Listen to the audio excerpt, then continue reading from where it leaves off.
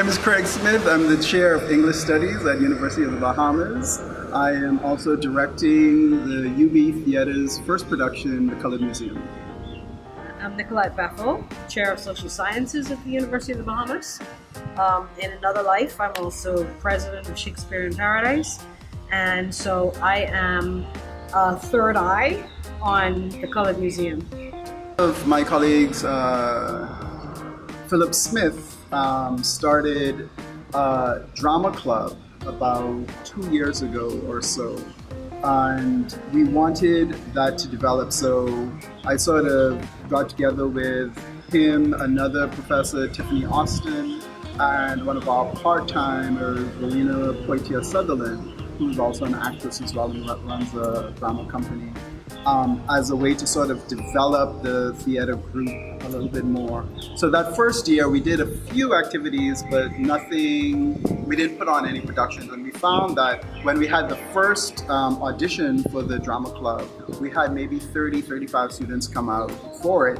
But because we didn't put on a performance, they sort of dissipated. And so for this year, or last year actually, I decided, okay, we need to do something. We need to keep the momentum going. And so we decided to put on a production. Also, last year, Nico invited me to direct, or you didn't really invite me, No, I sort you of begged. Bang. You can use that word. To direct for Short Tales, which you can tell you about. And so I did that, and I also noticed that there were a lot of UB students who were part of that production as well. And so I thought it would be a good idea to really try to spearhead and try to develop a theater company here as well. And we're also developing a minor in theater as well. And so that's a way to sort of draw in people, that people know that they can come here and study drama and practice drama as well. The Coloured Musuem is a very important play that was produced in the early 80s from Broadway. And the story, it's a series of vignettes, I think about 11 vignettes, which means short pieces that sort of come together to tell a larger narrative. And basically, I would say it follows the journey of Black people in the New World, more or less. So looking at slavery into the time that it was written, the mid-80s. But at the same time, even though it's quite a while ago when it was written, I think that a lot of the issues that it brings up are issues that are relevant to the Black experience in general, African American experience, and the Bahamian experience as well. Right. And so I chose that because, again, as the first production for the University of the Bahamas Theater Company, I thought that it needed to be something that was significant. I think a lot of times there are funny parts to it, but it's not a comedy as well. And I think I've had this conversation with Nicolette, I think before, about the fact that a lot of our plays are often comedies, right? And it's okay to laugh, but I think sometimes we need to move away from the laughter as well to get a little bit deeper. Yeah, you can use comedy as a vehicle to move something along, but it does not have to be all that there is to the production. Right. I think we have a tendency to do a lot of kind of skinny kind of just get the laugh over and done with and enjoy yourself. Mm-hmm. But you don't need that. I mean, you can use that, and a lot of Bahamian playwrights use comedy really well to get across a much more serious message. Right. And I think that again, this is what Coloured Musuem does very well, actually. And so that's one of the reasons why it was chosen. And also in African American writing from the 70s and 80s, it's similar to For Colored Girls Who've Considered Suicide, definitely. When the Rainbow Is Enough, which is kind of like vignettes and little moments that come together and tell a much bigger story about the African American experience. Which you might be producing yeah, again, we right? will be producing. So Coloured Musuem comes at the beginning of March, and Coloured Girls will be coming at the end of March. It should be the other way around, because Coloured Musuem riffs off of Coloured Girls. Right, yeah.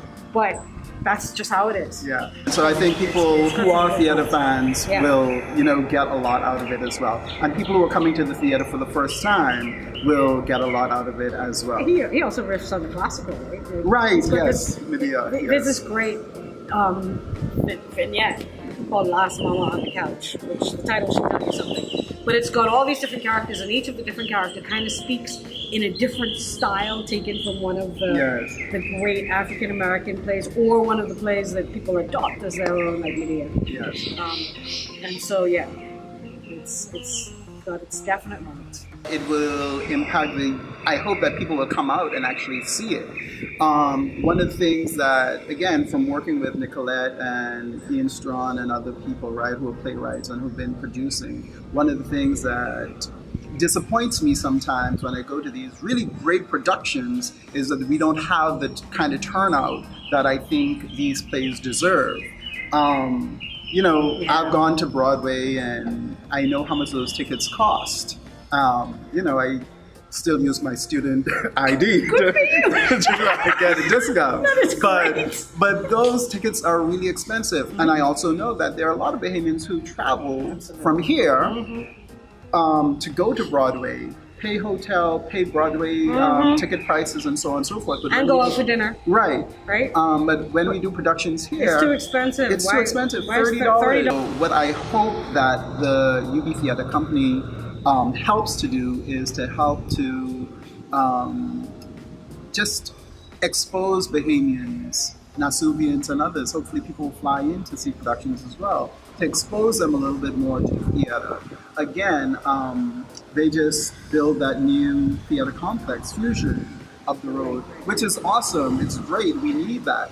But those tickets, again, if you go into the special rooms, those tickets are like $30, $40, and $50, right? Yeah. And so if you can spend that for a movie, right? Why can't you do that? Why can't you spend that money for a local production that employs Bahamian actors, Bahamian playwrights, Bahamian directors, and the money stays in the country? A lot of times we complain that either there's nothing to do or we ain't got no culture and all this stuff, but we do, we have it. We don't support it in the ways that we could. So one of the things that the UB Drama Club will do for us and can do for all of us is to begin to give students the exposure, the ability, the experience on stage, and to build that core of people that we want to bring into the theater as we professionalize.